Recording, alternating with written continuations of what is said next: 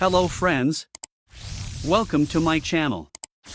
In this video tutorial, I am going to show you how to check the window and operating system details of your computer and whether is it a 32-bit or 64-bit edition. This information will help you install the right program on your computer. So let's get started. Click on the Window button at the bottom left in the taskbar. In the search bar just right about the PC you will find an option for About the PC, just click on it. And here you can find all types of data about your computer. Window, storage, computer name, window key, processor, and much more. You can also find it using another way. Just right-click on the My Computer icon, you will see it down in the Option Properties button, just click on it again, we will see the same details. For more interesting and informative videos, subscribe to my channel and like the video.